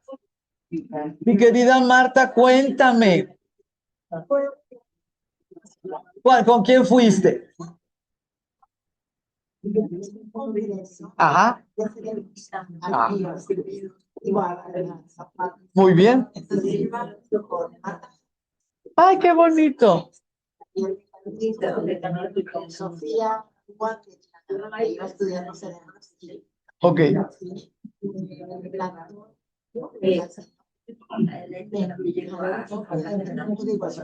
Ah, ve. ¿Cuánto tiempo estuvieron? Ay, así sí rinde. Qué bien.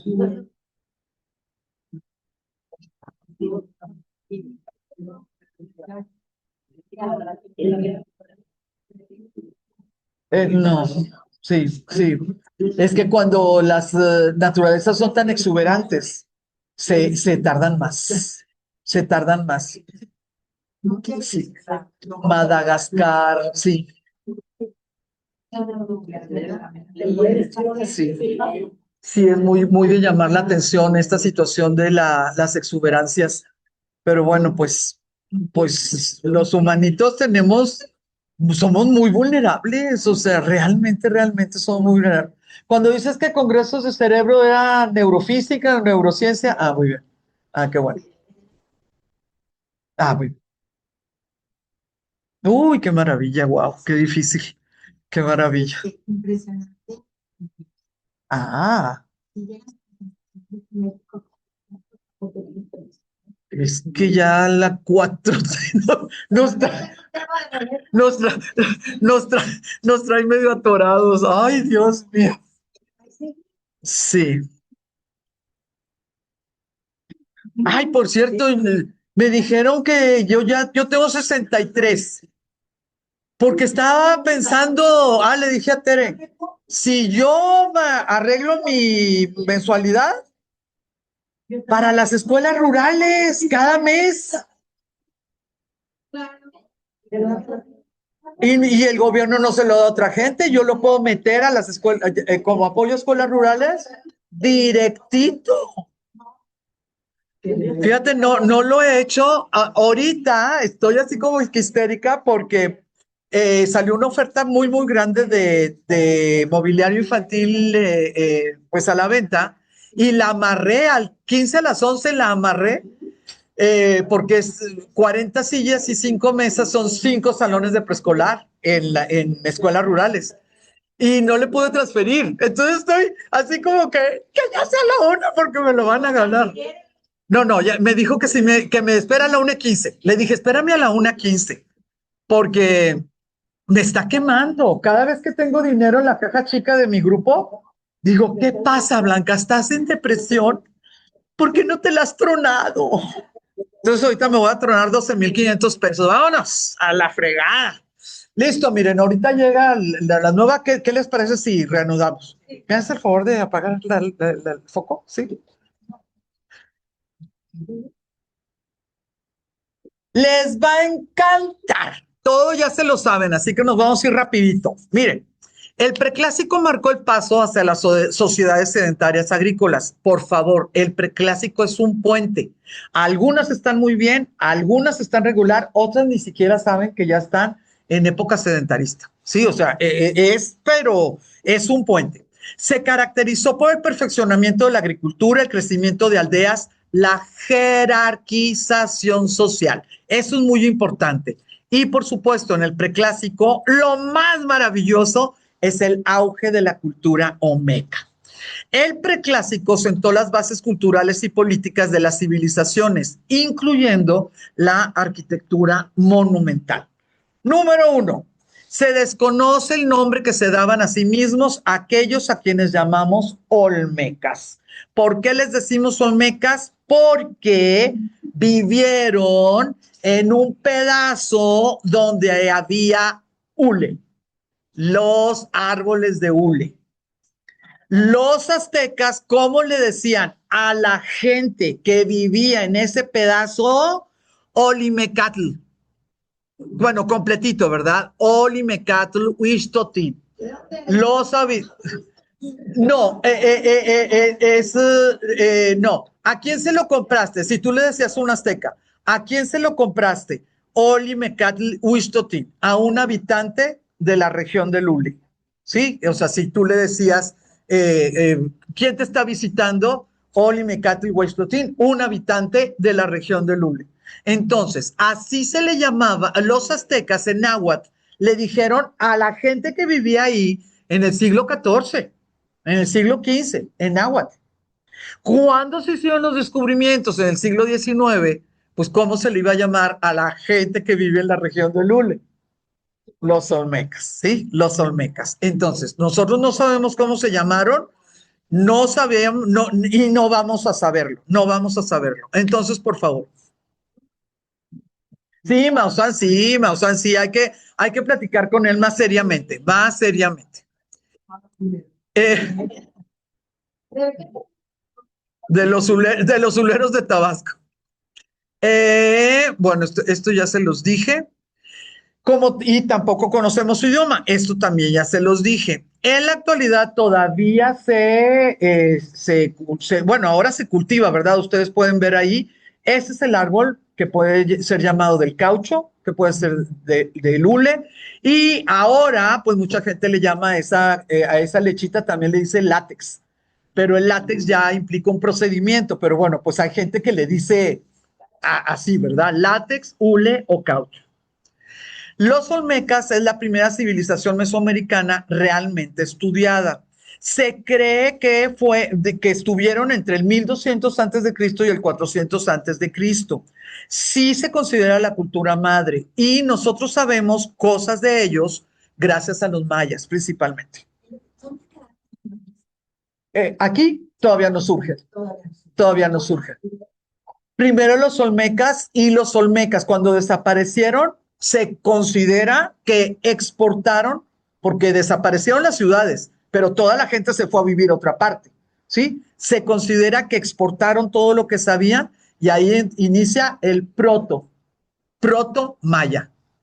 Cuando ellos tienen que salirse pues para sobrevivir, se van con sus conocimientos y se considera que que le dan entrada al proto-maya. Son olmecas, sí, son de ellos, absolutamente. Impresionante sin lugar a dudas, qué bárbaro. Tenemos dentro de sus aportes los primeros centros ceremoniales, las esculturas monumentales, la escritura jeroglífica, el sistema de calendario, el juego de pelota y muchas otras cosas. Ahorita se las platico. Mande.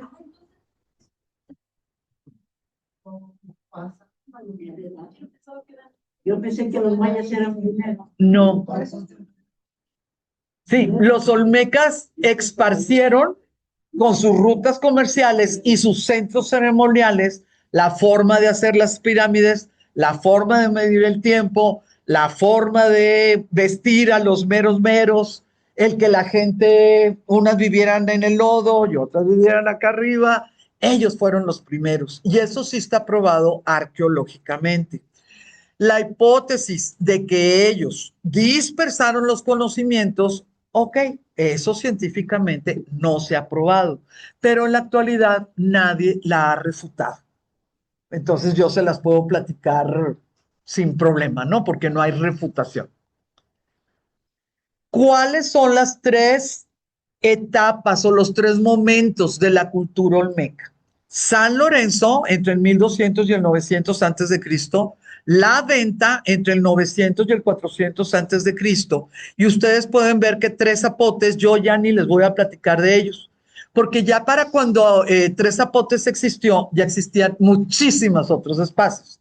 Entonces se le llama Epi Olmeca, así como que, pues dices que eres Olmeca, pero ¿qué se me hace que no tanto, ¿no? Olmeca se le llama a Tres Zapotes. Ni les voy a platicar de ellas, pero de San Lorenzo y de la venta sí, definitivamente sí les voy a platicar. Miren, dato curioso. En el 1200 antes de Cristo, cuando los olmecas estaban inventando todo, los griegos andaban peleando con los troyanos encuerados. ¿Eh? ¿No? Guapotes, guapotes todos. ¿Por qué les pongo? Yo veo Troya. Ah, ya. Aquí todos están pensando en Brad Pitt. Yo también. Eh, ¿Por qué les pongo este ejemplo? Porque Grecia es ante todo el Partenón y la democracia. Eso fue en el siglo VI. Seis. Yo lo que les estoy hablando es el siglo XIII. Les estoy hablando del siglo XVIII. Cada grupo cultural tiene su ritmo. Y el que haya llegado a un esplendor no quiere decir que no anduvo encuerado peleándose con... Nunca, ¿verdad? Como dice Magdalena, no quiere decir que siempre estuvieron espléndidos. ¿Dónde están las tres? San Lorenzo, la venta y Tres Zapotes, ustedes pueden verlo aquí. San Lorenzo, la venta, Tres Zapotes, tenemos Tabasquito, Veracruz, lo que, bueno, como ustedes lo quieran imaginar, pero aquí lo importante es que es, uno, desembocadura de ríos, es importantísimo, los ríos, y dos, Golfo de México. Sí, quisiera, por favor, que pensáramos en esa situación, el tener la inmensidad del mar, tener todo lo que es el istmo, ¿verdad?, a tus espaldas o al frente, y tener pues este caudal, ¿no?, de lo que son los ríos. San Lorenzo se considera que es la primera urbe política. Urbe política quiere decir que tuvo control sobre otras. No les estoy diciendo que fue gigantesca, que eran miles de hectáreas. No, estamos hablando de poblaciones pequeñas. Nada más que en este momento ya San Lorenzo es poderoso. Ya de alguna, no se sabe si ya se cobraba impuestos o tributos o lo que quieras, pero ya se sabe que era la jefa, ¿no? La jefa. Políticamente le ordenaba a otros grupos. Los españoles, cuando llegaron, le pusieron nombres de santos a todos, ¿no? Felipe, el hijo de Carlos, el primer rey realmente de una España unificada, Felipe puso por edicto real que se le pusiera el nombre del santo patrono y se pusiera el adjetivo o el toponímico indígena. San Lorenzo se llama San Lorenzo Tenochtitlán. No les pongo Tenochtitlán porque nos hacemos bolas. ¿Sí? Entonces, desde el siglo XVI, por edicto real, por orden real, se le tenía que poner nombre de un santo y el nombre, pues, y un nombre indígena. Por eso, pues, en todas partes, ¿no? Se llama Santana Tepatitlán, así, ¿no? Todos los nombres. Sí, fue un rasgo de humanismo muy sobresaliente, muy sobresaliente. ¿Qué tiene de especial San Lorenzo? Modificaron el terreno mediante millones de metros cúbicos de rellenos sedimentarios. O sea, ellos, la lógica de comedera era estar aquí, pero la lógica religiosa o antropológica, me falta la montaña, ¿cómo vamos a estar aquí? No te apures, ahorita la hacemos, tú tranquilo. Se ha calculado el número de horas, se considera que son entre unas 13 o 15 millones horas hombre, lo que se necesitó para poder hacer ese cambio en la toponimia. La hicieron, después se van a hacer pirámides. Primero se van a hacer montañas de tierra, luego ya se van a hacer pirámides. Administró un sistema regional de asentamientos, albergó una gran población, estamos hablando de entre 18 y 25 mil personas, ¿eh? O sea, nada más, nada más. Y tuvo un destacado desarrollo. Provocó transformaciones profundas en el tejido social. ¿A qué me refiero? Aquí ya había ricos y pobres. Aquí ya había ricos y pobres. Desde el inicio de nuestros tiempos, ¿sí? Desde el inicio de nuestros tiempos. Esta es una, fue, ah, este, si tiene su nombre, y le tengo que hablar a mi marido para que me diga cómo se llama. Ya se me olvidó. Es una forma en que te ubican el INEGI. Puedes conseguir estas cosas en el INEGI. Ay, no, bueno, ya, no me acuerdo cómo se llama. Esto que están viendo ustedes, cada punto es una posible línea de asentamiento. Entonces, esto que les estoy mostrando ahorita es donde están las más importantes concentraciones, pero cómo estaban armados los pueblos o las líneas, ¿no? Que sí les tenían que obedecer o organizar. Sí, periféricas, pero como por lo visto sí tenían que cuidar lo de la cosecha, hubo linealidad, hubo linealidad. Esta es San Lorenzo y esto es como los asentamientos en los que ahorita está probado, ¿no? Que aquí hubo. Sí, sí, sí, ellos ya estaban como, pues aquí vivimos los que tenemos que estar, pero no nos alcanza. Alguien que esté por fuera de donde vivimos tiene que, pues, aportar comercio, cerámica o protección o diferentes cosas. Si nosotros vemos los tiempos, pues sí hay mucha diferencia, ¿no? 1150 hasta el 1000 después de Cristo. 1000 después de Cristo. Ya para el 1000 después de Cristo empezó a desaparecer hasta el idioma. ¿Cuándo llegaron los aztecas? En el 1200, 1300, la fundación de Tenochtitlán, 1325. ¿Sí? Entonces, con 10 años de diferencia, hay una diferencia si llegas a una colonia u otra, ¿no? Ahora, si llegas a 100, 200 años, los aztecas llegaron al centro de México, los olmecas tenían ya 1300 años, pues, de no ser realmente olmecas, sino ser ya saben, ¿no? Olmecas. Si nosotros hablamos de San Lorenzo, pues es una cosa espectacular lo que se ha podido recuperar. Ya tenemos acueductos. Ellos no andaban con sus guarachitos enlodados. En sus espacios todo estaba pisonado y no había lodo. Ellos no se ensuciaban. Ellos tenían unos altares que por lo visto son tronos. Nosotros le decimos altares porque es lo que nos suena, ¿verdad? Pero ahorita está súper aceptado que ahí se sentaba el gobernante, el sacerdote, no sabemos quién, pero es. Y otra cosa que no está muy claro el asunto es por qué enterraban a las esculturas monumentales. Las esculturas monumentales, por lo visto, no eran totalmente decorativas, por lo visto eran ofrendas, ¿sí? Y cada X tiempo, que no se ha podido saber qué, eran enterradas, pero enterradas, ¿cómo se dice? Voluntariamente. Esto es lo que queda de uno de los altares, se llama Monumento 18. Nosotros vemos cómo se mezclan situaciones donde una deidad está saliendo de una cueva, ¿sí? Esta deidad está saliendo de una cueva. Si aceptamos la teoría de que es un trono, pues nosotros vamos a tener que esta deidad, al salir de la cueva, está de acuerdo en que esa persona sea el gobernante religioso o político, ¿verdad? No lo sabemos. Las esculturas monumentales se iniciaron en San Lorenzo. Las más hermosas y las más complicadas las han encontrado en la venta. ¿Por qué existió la venta? Porque a San Lorenzo se lo empezó a comer la ecología. Se lo empezaron a comer las subidas de los ríos. Entonces tuvieron que crear otro lugar para vivir con todo lo que ya sabían. Entonces San Lorenzo se abandonó, pero ya la venta ya estaba poblada. Ya la venta ya sabía las cosas, ya era realmente una nada más como movilización. Así como ustedes aquí en Guadalajara que tienen 3 fundaciones, ¿no? ¿O cuántas tienen? 3 fundaciones. No sabíamos.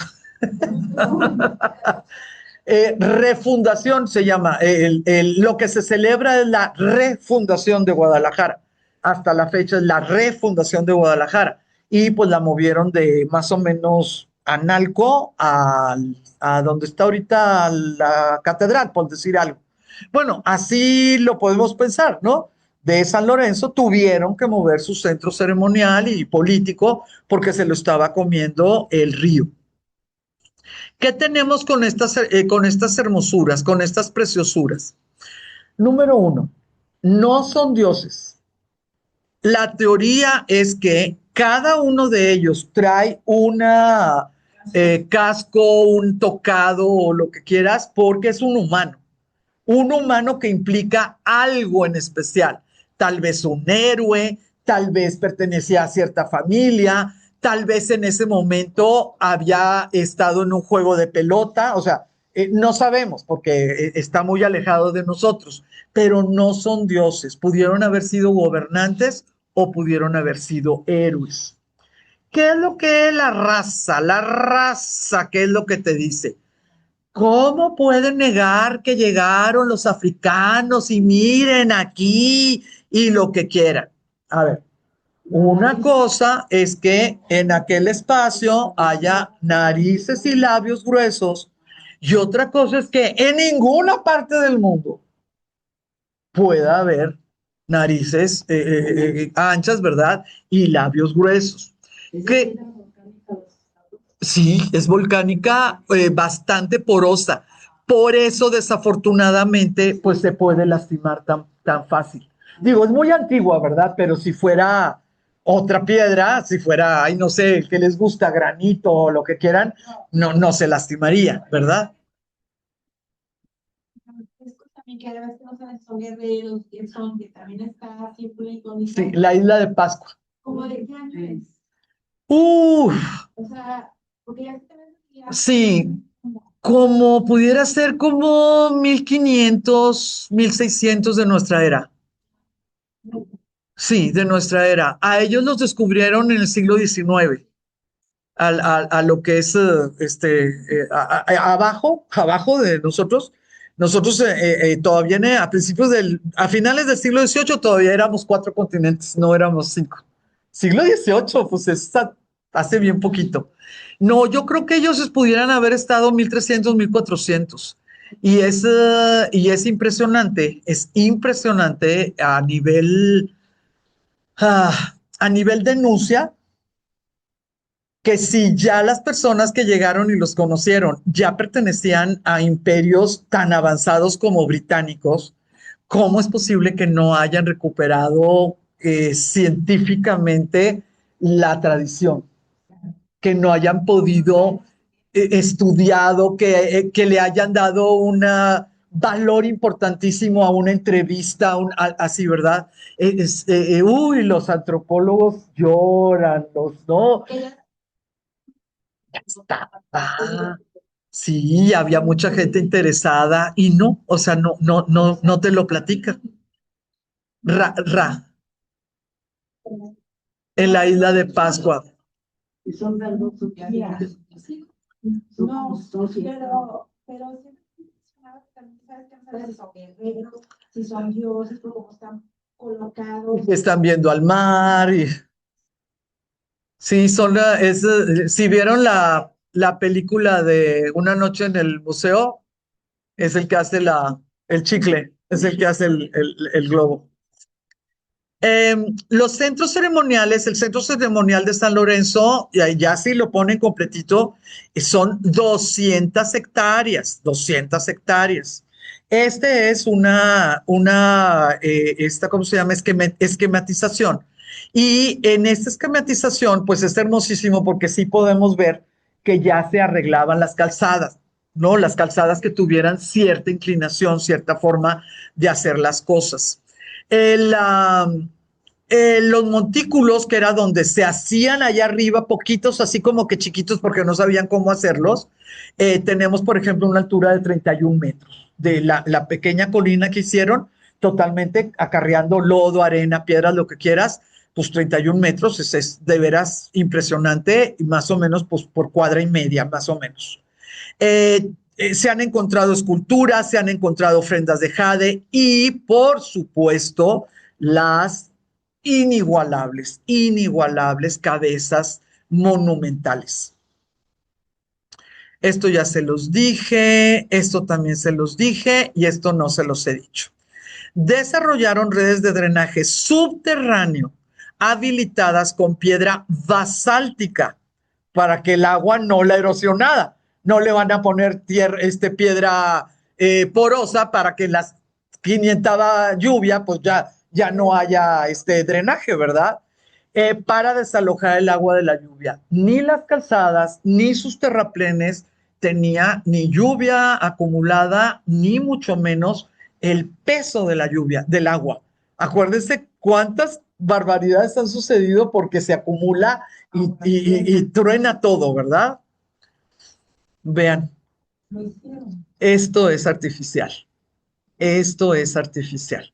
Ustedes pueden ver que pues lo único que hay es hierbita, ¿verdad? Porque, pues claro, llega la semilla, pero no es una montañita, no es una colina, es una reproducción de algo que para ellos pues era sagrado, ¿sí? Una montaña sagrada. Esto ya se los comenté, los postes, las viviendas, fíjense, postes de madera, paredes de carrizo, repelladas con lodo, o sea, antes del adobo, del adobe, antes del adobe, los olmecas ya vivían con sus paredcitas de construcción, ¿eh? Carricito y vamos el lodo, lodo, lodo, lodo. Lo que sí que el techo pues seguía siendo de palma. ¿Alguien ha oído la palabra chapopotli? El chapopotli es náhuatl. Nosotros le decimos chapopote porque no tenían palabra los castellanos para nombrar el asfalto. Los olmecas de la Venta fueron los primeros mesoamericanos en recoger y procesar el petróleo que brotaba de los yacimientos naturales localizados en las cercanías de esta ciudad. El chapopote era recogido de la superficie de agua de ríos y de estanques. Era usado como pegamento. Lo usaban para sellar los drenajes de basalto. ¿Sí? ¿De qué te sirve tener un drenaje si lo único que estás haciendo es lodo? ¿Sí? Abajo de la tubería. Pues te pasas algo de peso arriba y te truenas el drenaje, pues porque tienen lodo. Tiene que estar sellado. Con eso impermeabilizaban embarcaciones, lo que se llama calafateo. En la actualidad todavía se usa. ¿Qué embarcaciones tenía? Muy sencillas. Eran embarcaciones fluviales. Eran para el río. No porque estuvieran en el Golfo, que quiere decir que tenían embarcaciones, ¿sí? Y recubrían pisos, muros y techos. Ellos no podían estar cochinitos. Hermoso, hermoso, hermoso. Ahora, en la Venta se han encontrado 8 altares de basalto. Los más conocidos son el 4 y el 5. El otro que les enseñé no es de la Venta, es de San Lorenzo. Vean esto, pues es una preciosura, ¿verdad? Porque no está reconstruido. Ustedes pueden ver cómo es alguien que está saliendo como de una cueva, pero necesito por favor que vean las fauces y los ojos. Si lo vemos aquí, ¿verdad? Aquí tenemos los colmillos, etcétera. Los olmecas son los que van a crear el culto al jaguar. Y del culto al jaguar, ellos van a crear toda una mitología. De tal manera que el propio jaguar, o sea, una cabeza de jaguar, era la montaña entera. ¿Sí? La cabeza del jaguar era una montaña entera. Y las fauces del jaguar, cuando el jaguar decidía, era que se abrían esas cuevas y podían permitir la entrada y salida de los espíritus. ¿Cuáles espíritus? Los de la lluvia, los del río, los de las nubes, pues cada mito es diferente. Todos los altares que les decimos o tronos son iguales, no. En primera, porque de seguro cada uno tenía más poder que otro. Entonces a mí me le pones más arregladito el tocado. ¿Ya vieron? ¿Se fijan? ¿Sí? Más arregladito aquí el tocado. Y por otra situación, pues son hechos en diferentes siglos. Los escultores tenían diferentes técnicas y diferentes, pues no sé, como opciones estéticas. Vean lo que hacían. Ah, bueno, sí. Aquí tenemos, muchas gracias, sí. Es una situación muy especial, muy, pero muy, muy, muy especial, eh, porque es un mito donde es un niño, pero al mismo tiempo también es un pez. Es una situación muy especial. Les voy a mostrar unas esculturas muchísimo más detalladas, donde sí lo vamos a poder ver. Y es el regalo es la creación del ser humano por los dioses, ¿no? Lo están entregando a este mundo. Sale del mundo de los espíritus o de los dioses a través de esas cuevas y lo entrega. Pero lo interesante de esto, dentro de las hipótesis, es que como ellos vivían en espacios de ríos y mar y esto y lo otro y lo demás, como que sí sintieron que a lo mejor de los peces se llevó al lagarto y del lagarto así. O sea, es muy fácil entenderlo, ¿no? Si tú estás siempre en ese pedazo. Eh, pero no progresó, no es tan agradable, ¿no? Porque parece como si estuviera muriendo, pero más bien es un bebé pez. Es como si estuviera sí, pero ¿cómo se llama? No, y piecitos. Aquí están los piecitos, mira, la rodilla y el piecito, sí. Pero está, exactamente, está como decayendo, pero no es que esté muriendo, es como si fuera, como si estuvieras cargando un pez muy grande. No se sabe, obviamente no se sabe exactamente cómo está el asunto, pero se cree que es como la creación del ser humano gracias a la intervención divina. Eso es lo que se cree. Y está en el sureste, no Michoacán, no Zapotecas, no Mixtecas, no Aztecas. Este no, este se quedó allá. Esto que están viendo ustedes es una reconstrucción de piedra serpentina. La preciosura de la piedra serpentina es que es verde y el jade también. Entonces el jade era más valioso que el oro, la serpentina es verde. Bueno, vamos a hacer cosas pues para que cuando llueva, cuando están mojadas, pues pareciera jade. Ellos ya arreglaban en mosaico sus espacios. ¿Qué tiene de maravilla el mosaico? Que en cada uno de los espacios de la junta vuelve a bajar el agua. ¿Sí? Tú puedes tener perfecto tu piso, ¿verdad? Y el agua no va a estar ensuciando las cosas.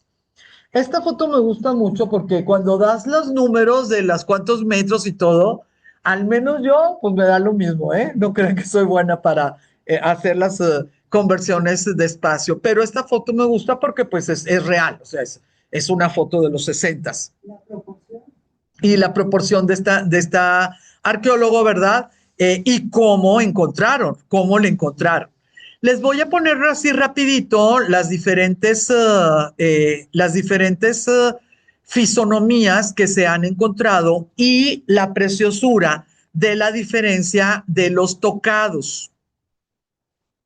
Ahorita se sabe que son 17, ahí está, 17 cabezas de piedra. Todas tienen rasgos faciales diferentes. Por eso, esto es maravilloso, se acepta que son personas reales.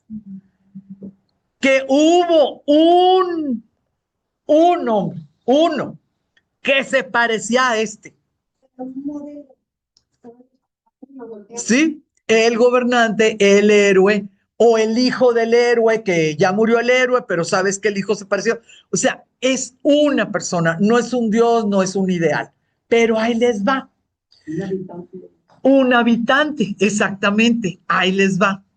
Nosotros tenemos una situación muy especial dentro de las culturas, no nada más con los olmecas. Y creo que hasta aquí voy a llegar el día de hoy. Miren, en muchísimos lugares, en muchísimas culturas, el arte representa el ideal de la belleza. No quiere decir que todos los griegos Eso pensaba en todos los griegos hermosos. eran la escultura, no sé, del que quiera, ¿no? Son ideales, o que todas las griegas son idénticas a la Venus, ¿no? Del Louvre. Son ideales de belleza. En el Renacimiento, ¿a quiénes ponían? Pues a las bonitas, no crean que agarraban, oye tú perengana, vente para acá, no, pues era la mera mera, ¿no? Ah, no, era hermoso, era hermoso. Entonces, no, y por eso lo hicieron, porque era un ideal de belleza. Cuando nosotros recordamos que los olmecas son los creadores del culto al jaguar, ¿ok? Y que de este culto al jaguar se desprende el hombre jaguar, que es un mito, es el mito. Un jaguar fertilizó a una mujer humana y el producto fue un hombre jaguar, con la inteligencia y esto y lo otro de un humano y con la visión nocturna, la fiereza, la bravura, todo, ¿verdad? De un jaguar. Esta idea del hombre jaguar es olmeca y quisiera, por favor, que viéramos, espérenme tantito, debí de haberlo puesto a tiempo, perdón. Ay, ay, ay, no se mareen, no se mareen, no se mareen. Ahí está. Si nosotros pensamos en las ideas de este mito del hombre jaguar, ustedes van a poder ver cómo tiene este tipo de hocico, labios, boca, como le quieran llamar, y este tipo de nariz, fosas nasales, ¿verdad? Porque es una mezcla zoantropomórfica, ¿verdad? Antropomórfica. Tienes que tener algo del jaguar, pero algo del humano. Entonces, no sabemos, muchachas, qué es primero, si el huevo o la gallina.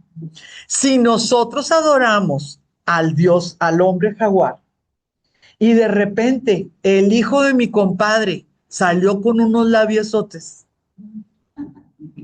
pues el hijo de mi compadre es el mero mero, porque se parece al hombre jaguar. Y el hijo del que no es mi compadre salió con la naricita más anchita. Ese va a ser el mero mero. Porque el ideal es el hombre jaguar, no es el humano. No sé si me estoy explicando. Ay, qué bueno. Más diferentes a los demás, pero relacionados con el hombre jaguar. Ese es un dato que necesito que lo tengan. Pero ahí les va la otra situación que es absolutamente, pero absolutamente humana. ¿Quién es el que manda? Usted, mi capitán. Pues me faltan 2 centímetros de labios. Échale. Como el amor, lobo de jaguar, oye, estamos volviendo. Ah, sí. Ahora sí. No sé si me estoy explicando. Si yo soy el que voy a quedar inmortalizado y el ideal de la fortaleza y todo es el hombre jaguar, pues a ver cómo le haces, mi querido escultor, pero que se me note, digo, en lo que, como ustedes quieran, ¿verdad? O por ejemplo también en el tipo de ojos, lo que quieras. Se idealizan las cosas, se idealizan las cosas. Que sea casualidad que tengan bueno, muy probablemente las personas de nuestro mundo mesoamericano tenían narices anchas, muy probablemente, y sigue la nariz, ¿sí? Siguen las narices anchitas. ¿Qué no le decimos chatitos? Los chatitas, las chatitas y los chatitos. Sí, sí. Entonces, es que parecen africanos. A ver, con calma. ¿Por qué no se les ocurre a ustedes que los africanos parecen olmecas? O sea, ¿por qué? Digo, si ya estamos así soltando quién se parece a quién, pues ¿por qué no podemos decir eso?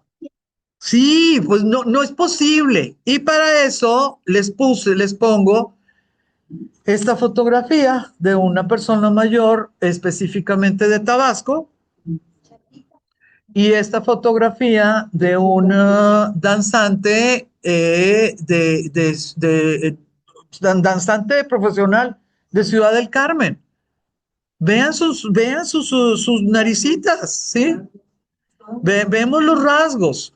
Entonces, por favor, esta situación, este arco que nosotros tenemos presente,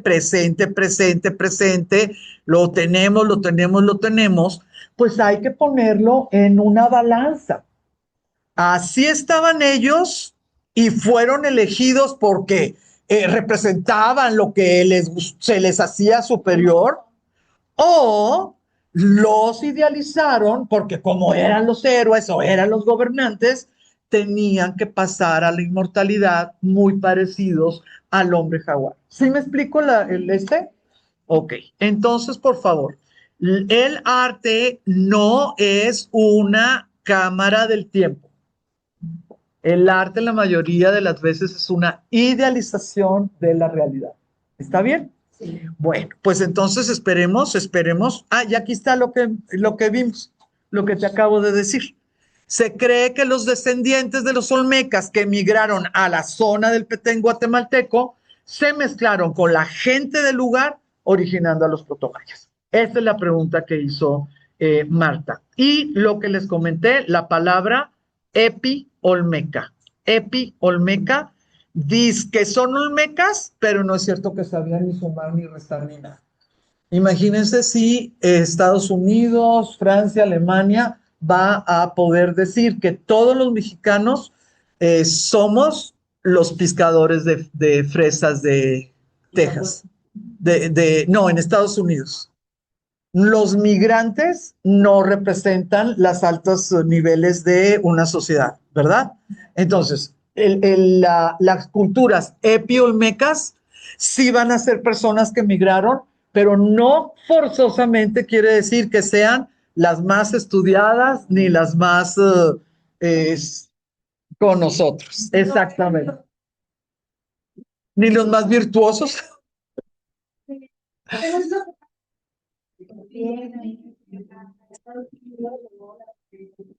No. A Estados Unidos llegó la crema innata del mundo porque venían buscando libertad religiosa. Luego quemaron brujas, ¿verdad? Pero todos sabían leer, etcétera. Es diferente. Es diferente. Sí. Lo podemos ver despacito con el siglo XVI. Entonces, pues espero que hayamos aprendido muchas cositas nuevas. La próxima vez les platico de dónde viene pues el cacao, de los olmecas, de dónde viene el cero, de los olmecas, y la cuenta larga, también la cuenta larga. Les agradezco mucho. Nosotros venimos de demasiados lugares,